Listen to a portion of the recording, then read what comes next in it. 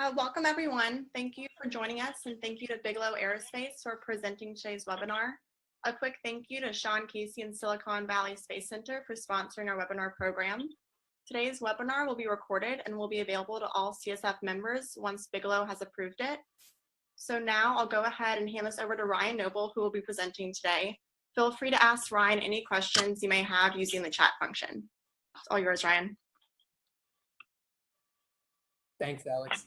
If anyone has trouble hearing me, just ping me in the chat box, but I'll get us started. So my name is Ryan Noble. I'm with Bigelow Aerospace, and I do government outreach and business development for the company here in our DC office.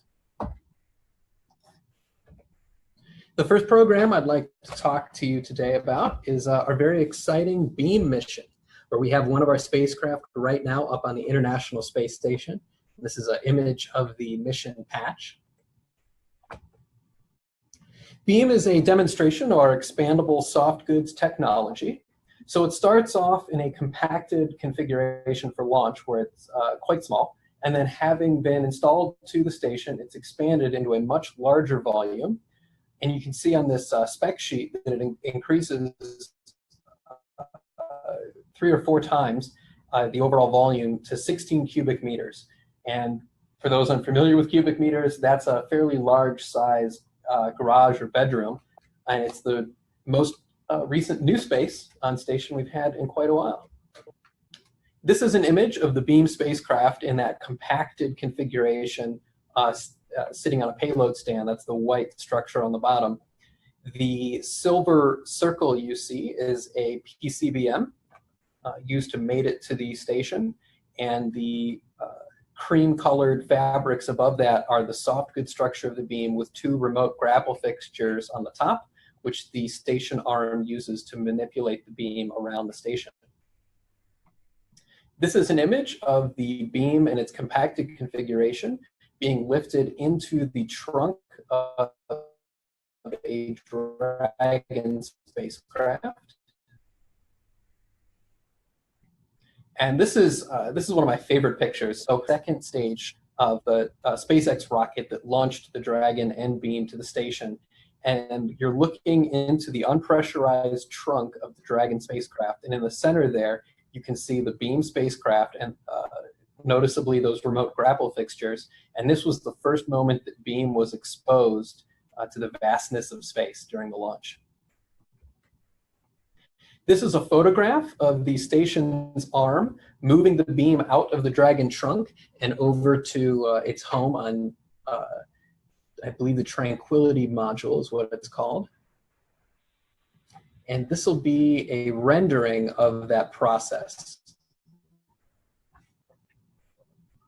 I'm not a big fan of using renderings, especially because the beam, I mean, it exists, it's up there, and the renderings tend to suggest that it's still in the design phase, but this is a very clean presentation for showing what happens. So there's the arm manipulating beam and moving it over to the module where the PCBM was used to attach it.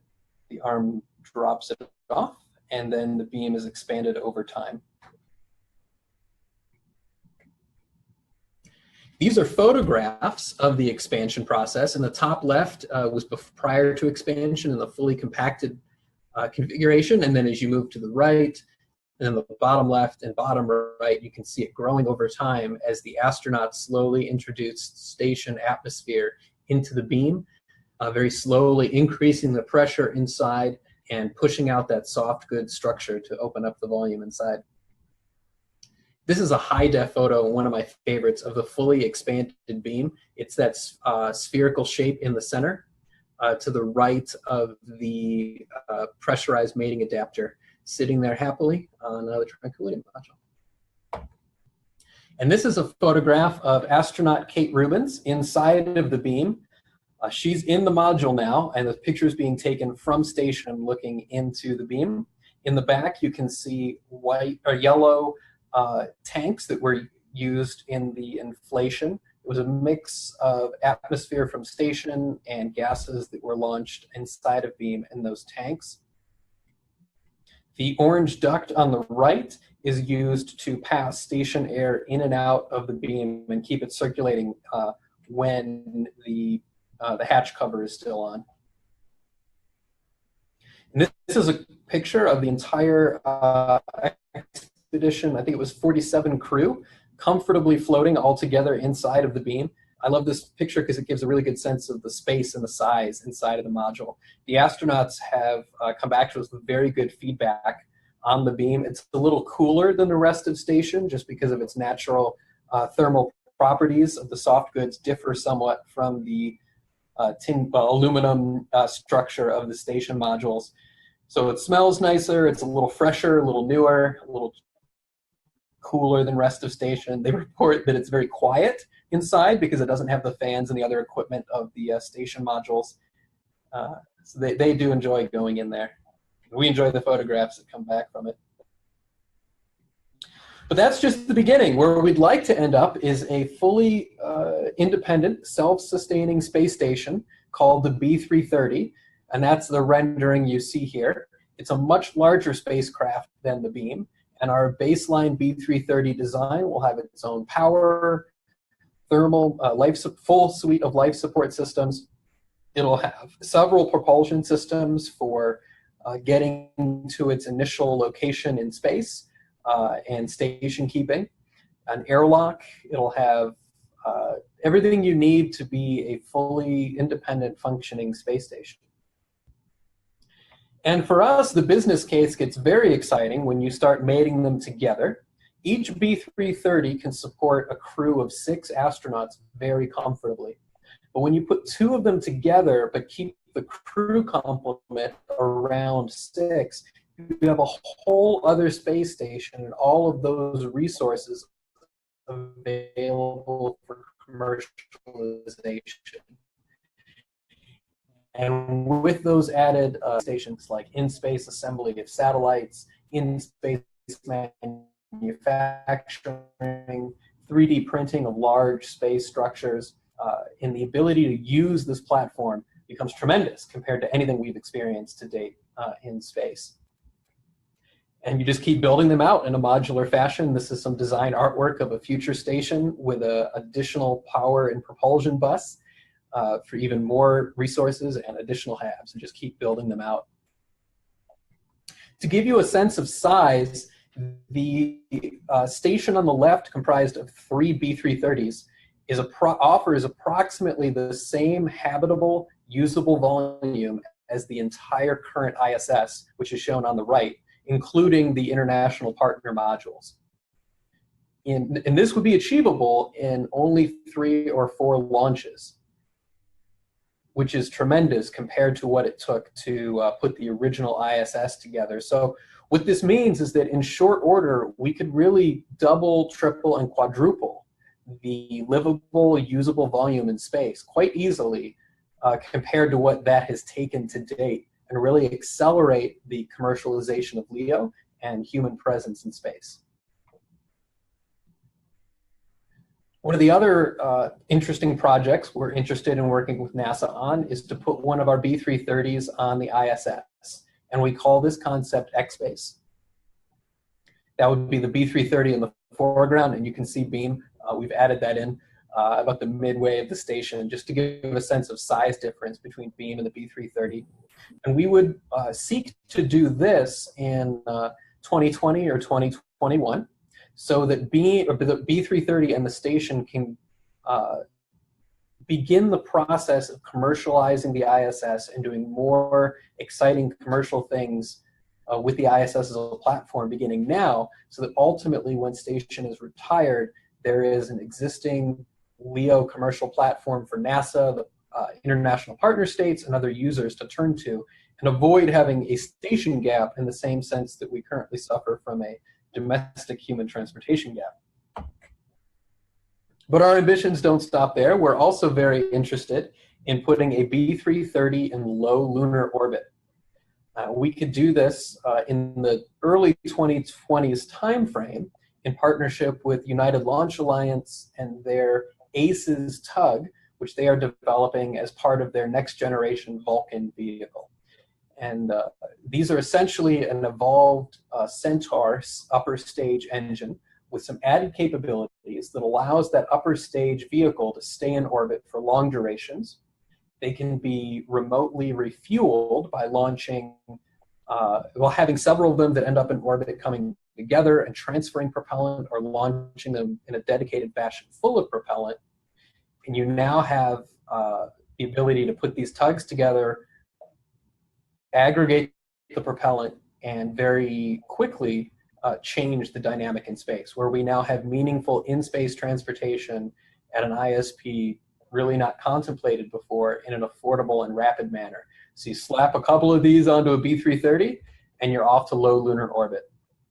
And we especially like the concept of a habitat in low lunar orbit because you could use this as a platform to do journeys to the lunar surface. And from orbit, you would have access to a wide variety of locations on the moon. So you could explore the different environments that are there, the different uses, commercialization, some more science-related things, anything you wanted to do. If you pick a location on the surface of the moon for a base or a village, you're really married to that one location, and it gets a lot harder to move around. Within an orbit, you have access to more of the lunar surface. Oh. And a lot of what we've been able to achieve to date across the board in the commercial space industry is due to this gentleman, Paul Dembling, who wrote the original NASA Act many, many years ago. And in it, he wrote a clause about other transaction authority, which at the time was an unprecedented grant in an agency statute. And from this, we get the Space Act agreements that NASA has used very well to enter truly collaborative public-private partnerships. So we have this man to thank and his foresight for including that other transaction authority and enabling Space Act agreements. And we have to thank the very dedicated NASA servants who use that authority in creative ways to do all kinds of fun things. And we're a participant in the Next Steps program, which is being run by Jason Kruzan in the AES division. And we found this to be a great place to do public-private partnerships. We're also working internationally and abroad. We have our friends in JAXA and JAMS who are interested in UseCode is our company founder and program manager, Robert Bigelow. And we're working with our partners in the UAE Space Agency on their nation's ambitions to get into the space game and use that as a platform to highlight the development and capabilities and prestige of their country. And we're also working with our international partners on the ISS via Beam. So on the right-hand side is an ESA astronaut in his now famous skin suit, enjoying the comfortable environment in Beam. And on the left is a NASA astronaut.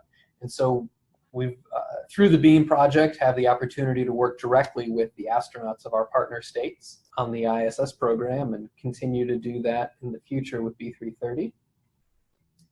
And that ends my prepared slides. I'd be happy to take any questions.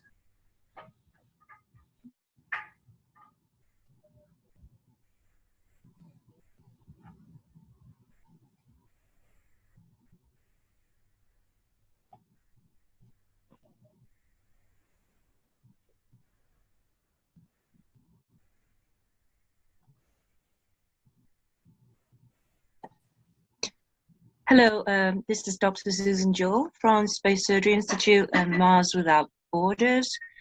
Thank you, Ryan, for that introductory presentation. I want to ask, how do we partner with Bigelow Aerospace as an early startup organization in the commercial sector? That's a wonderful question. Thank you for the opportunity to get into that. So what we're working on something that we're working on right now that will help with collaborating and working with us is a series of ground demonstrator units at our company headquarters in North Las Vegas called the DS, the design series. And it's they're an iteration of vehicles over time, each one getting closer to the flight qualified B330 unit. So the version we're working on now will have flight-ish and flight-like systems. And some of these will have the ability to be plugged into power, into comms, into thermal management. And so you could actually bring payload hardware to the company headquarters and start to think about where you would put your payloads and how they would interface. We have a virtual reality suite at the plant as well for those users who aren't as acclimated to working in microgravity, to help them understand the real benefit that you can get from the B330's internal volume, which is tremendous. In microgravity, you use space very differently than you would here on Earth, of course. And so that VR suite is another tool to help new entrants into the space game understand all the opportunities that this would have. So what I would suggest is sending me an email to rnoble@bigelowaerospace.com, and I can begin to work with you to understand what your interests in the B330 platform may be, and try to schedule you for a visit to our company headquarters in Vegas to play around with our hardware and see where we're able to work together.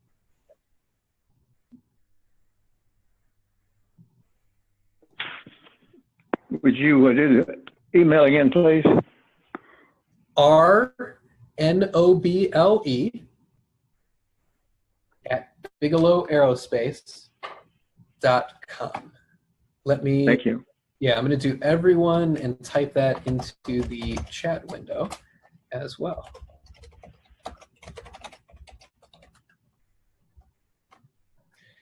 I'm going to look at some of these questions here and take a few from the chat window. When will the next inflatable habitat go up? So we are working on 2 of these B330 modules right now, and we hope to have them done by the end of 2020, ready for shipment to a launch service provider. And I say it very carefully like that because we're dependent upon the launch vehicle market to launch both our habitat and to launch the crew and the cargo to the station. And that's been a very interesting development that the company has had to watch over time. Mr. Bigelow founded the company in the late 90s and had to sort of throttle the development along with commercial crew, especially with the shuttle retirement, to see we can't launch a station without the ability to get to it. And so we've been watching the commercial crew program very carefully, and we're confident that they are on the cusp of getting those vehicles operational. And so we're targeting the 2020 timeframe for us having our vehicles ready for launch. And hopefully the launch vehicle market is able to put those in space shortly thereafter and begin crewing and outfitting them shortly thereafter. Hey, Brian, this is Dr. Michael Schmidt calling from Bigelow Aerospace. And I think following on to the earlier question, I wanted to ask, so we're in the area of human spaceflight medicine, countermeasures, adverse event monitoring, et cetera, and I'm kind of wondering how much attention you guys are giving to the human health countermeasures area or spaceflight medicine countermeasures. Or are you expecting the user community to do that through whichever means they're leasing or renting the space? And then I think following on to that, how would we best partner in that specific area? Yeah, fantastic question. So in our opinion, the first realm that is likely to be commercialized is LEO. And so you avoid some of the harder radiation effects of deep space exploration. So we're working on those in partnership with NASA, but internally we're focused on LEO and commercializing that environment. We think that the commercial market will have a more frequent rotation of the astronauts to the station and back. So we won't see some of the extremely long duration health impacts that NASA has had to research for its deep space exploration goals. We would, of course, have exercise facilities on board and do all the sorts of things that astronauts do on the ISS for a shorter duration stay. But I'm expecting that the market will be closer to maybe 2 to 3 month rotations for a professionalized astronaut corps that is up there doing research, maybe manufacturing, sophisticated activities. And then on the, I loathe the term space tourism because it fairly characterizes the experience that these people are going through. I wouldn't call someone who goes to the top of Mount Everest a mountain tourist. But the individuals who will pay their own way to go to space for things that are less sciencey and maybe more marketing related or just seeking to have that experience themselves, they'll probably be closer to the time frame that Space Adventures has seen on station, a few weeks. And so between those two things, we may evade some of the longer duration health impacts that NASA has dealt with.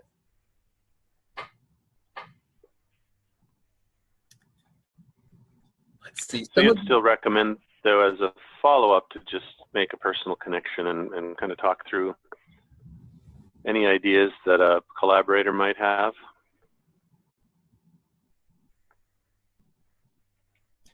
Well, we're very interested in seeing the state of the art of space medicine advance, particularly because many of us are in the space industry, and Robert Bigelow especially, because he's passionate about space and he wants to see NASA exploring the solar system and getting back to its mission of deep space exploration. And the thought of doing long duration missions to Mars without having done sophisticated surgery in space, you're really putting people's lives at risk. And so we would like to see a future where commercialization of LEO brings the costs and the frequency of access to space to the point where we could really do sophisticated aerospace medicine research to advance the state of the art so that we can go do deep space exploration in a fashion that's safe and fair to the people that we're sending. Okay, thank you. The walls of the B330, that soft goods structure, is several feet thick. The layup of materials is extremely proprietary, but it's somewhat based upon what is originally a NASA architecture that they developed in a program called TransHab in the 90s. And it was looking at an expandable, inflatable soft goods structure for space stations. NASA stopped pursuing tabletop research in the TransHab program in favor of the firm-sided design for the ISS. And Mr. Bigelow noticed that program was canceled, but thought the technology was really revolutionary and kept it in the back of his mind. And a number of years later, licensed the patents from NASA, from the TransHab program, to begin the technology of Bigelow Aerospace. And since then, we've earned many, many patents of our own and developed the technology further and brought it to TRL level 9. But it started off originally as a NASA concept that we are in the process of commercializing, which is a fun arc for the technology. Yeah, but the layup itself is very proprietary, but it is substantial. It's several feet thick. It's more like a bulletproof vest than it is a balloon.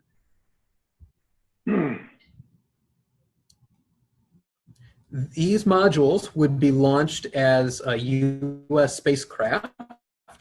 And so I see a legal question on the list here. These would be subject to U.S. jurisdiction in space.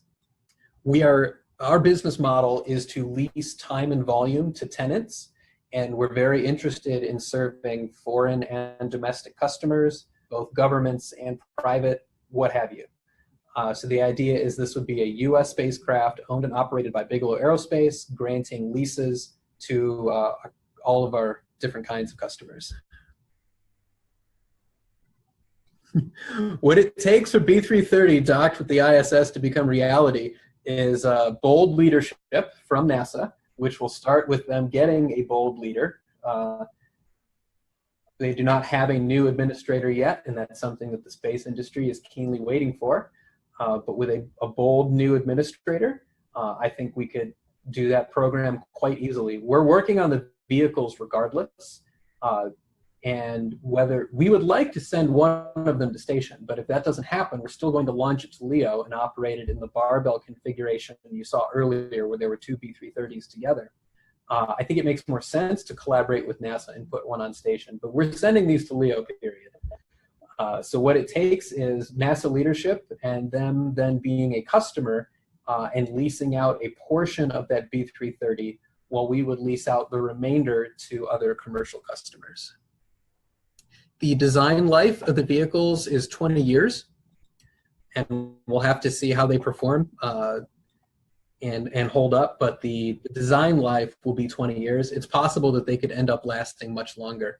We've had soft goods structures of the same architecture on Earth inflated at our headquarters in Vegas for many, many, many years, undergoing long duration burst and leak testing. And those are going very well. So it's possible that we would exceed our design life, but we're targeting 20 years. And our ground testing is really supporting that as being a fair time frame.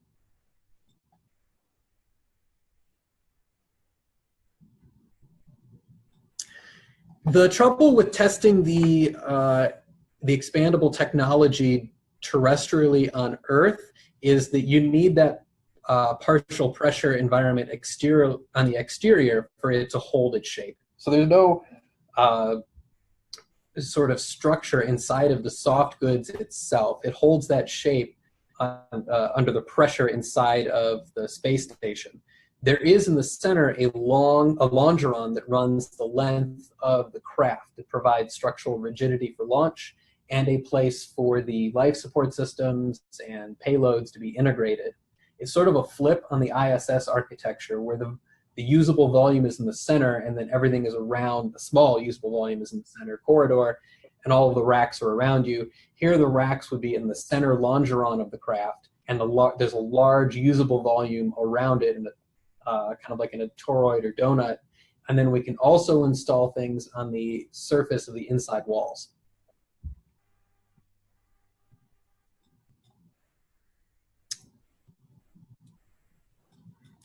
We're doing a lot of market research, and we're talking to our colleagues in the commercial space industry, especially the user market, things like Maiden Space and others.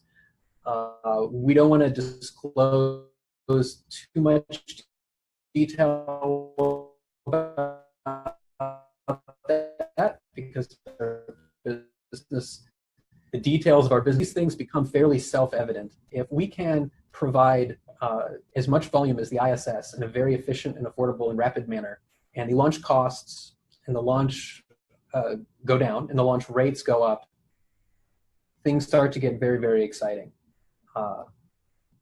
If we can posture the US commercial space industry to be providing these services in a timely fashion at good price points, I think it speaks for itself. Mr. Bigelow is the sole to-date investor in Bigelow Aerospace, and he's committed over $300 million to date in the company. It's a substantial private investment on his behalf in getting us to where we are today, and he's committed to funding us through the creation of our first series of vehicles and getting those launched into orbit.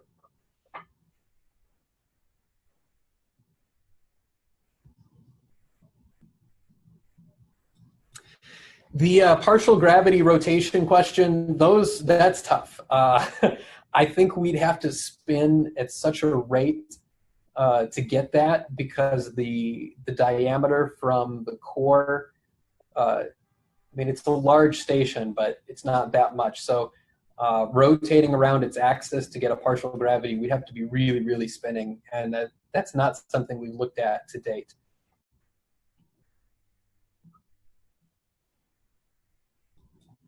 Our baseline launch vehicle to get us into low Earth orbit is the Atlas V.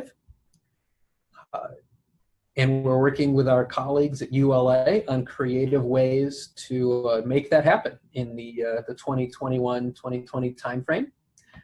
Their next-gen vehicle, the Vulcan, would also be capable of launching the B330 to LEO. Its challenge really isn't the upmass. It's it's a hefty lift. It's actually the fairing and the integration. The vehicle itself is probably 50, 60 feet long. So it's pretty big.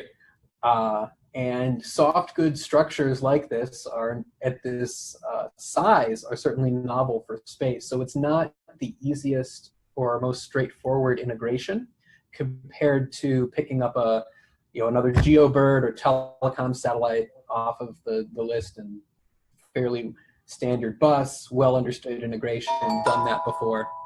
And so we're looking at the Atlas V because ULA is willing to work. They have a fairing that's large enough, which is tremendously important, the upmass to do it, very attractive reliability, and they're willing to work through those novel integration issues with us in a really collaborative fashion, which is helpful.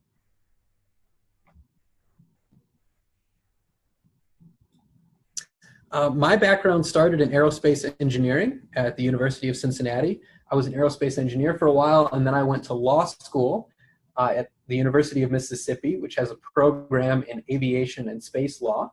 And through that program, I was able to intern in the Washington office of SpaceX and the FAA Commercial Space Transportation office, and be in DC and get to know the community of professionals out here and a bit of the city.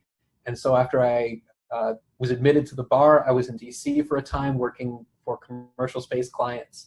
And then I went out to Las Cruces, New Mexico to be the general counsel of Spaceport America, which is a really fun project and where Virgin Galactic will one day fly their astronauts on the Spaceship Two vehicle system. Did that for a number of years, and then wanted to get back to my roots in DC, and so came back here to join the Washington office for Bigelow Aerospace.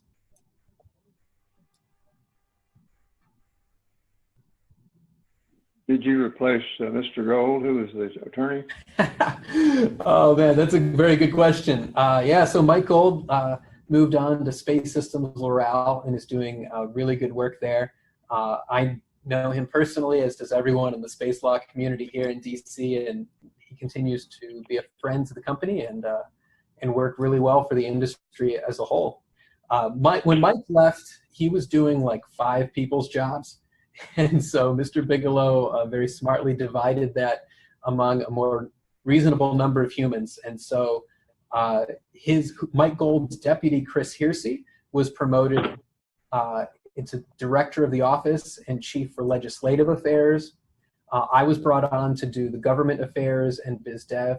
And we've brought out some of our Las Vegas team, Earl Hahn, who was a systems engineer on the BEAM program, out here to be a business development specialist for payload accommodations, having a deeper technical understanding of the vehicle system, and to advise Chris and I on the technologies relative to government affairs and leg affairs. And we're always looking to grow the office. Very good, thank you. Incidentally, I was able to do a study for Mr. Bigelow. I'm looking for it here. I'm a consultant, and I had been working on inflatable structures for many years, going back to the Von Braun days. If you remember, the first space station he designed was inflatable, and Goodyear built the modules. Are you familiar with that? No, I'm familiar with the plans to turn the upper stage of a Saturn V into a station, but I didn't know that Von Braun had gotten into expandable. Oh yeah, we put the Skylab in orbit. It was the third stage of the Saturn V, and I worked on it too.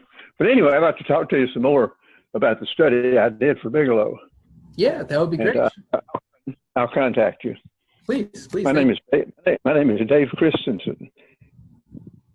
Nice to meet you.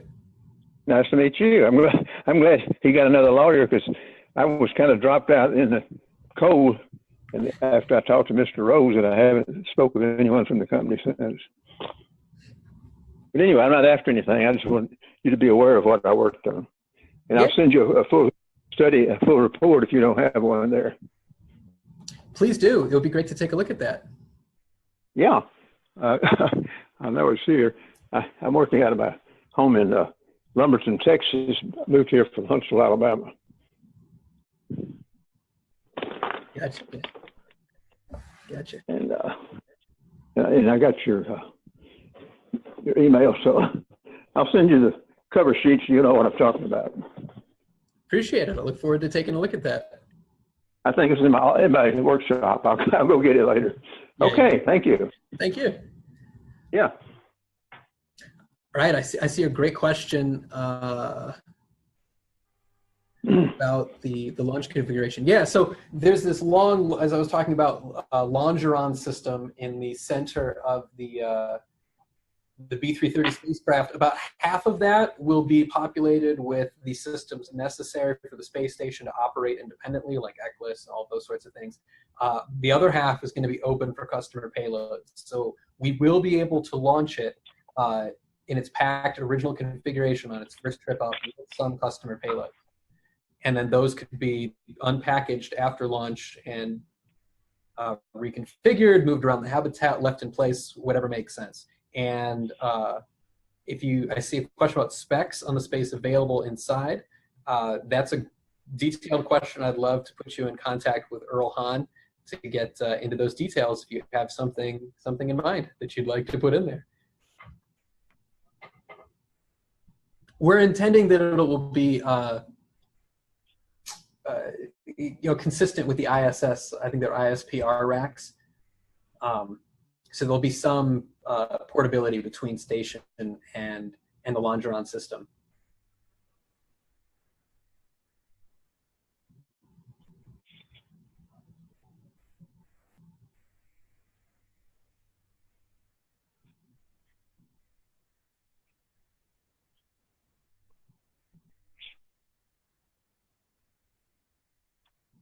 A B330 as a moon base camp is one of our original loves. We've got some great artwork and models out at the plant in Vegas of that. I think we need to get to orbit first. As I explained earlier, it gives you access to a lot more places on the lunar surface, but that's the next iteration. So you do a habitat in orbit, use that as a platform to explore, select your locations, and then bring the habitats down to the surface and deploy them there. The capacity to construct these habitats will be quite robust, I think, compared to other spacecraft systems. So we're designing these to be really commercializable, which means you can build more of these you can build more of them and develop more space for commercialization and do it affordably and fast. So if we get our initial station up in LEO and we get one in lunar orbit, and the market forces are trajectorying in the right direction, and our national space programs are making good, solid decisions, I think things could really, really accelerate to continuing to build up modules and proliferate them throughout all the areas of the solar system that are of interest.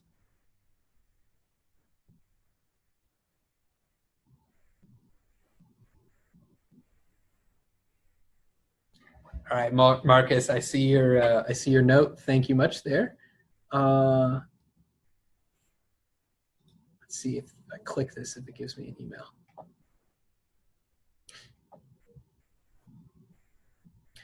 Marcus, if you send me a note just to myself, I think you have an option to do that. Just shoot me your email, and then I can facilitate that. Or you could email me at my address, which is above in the chat feed, rnoble@bigelowaerospace.com.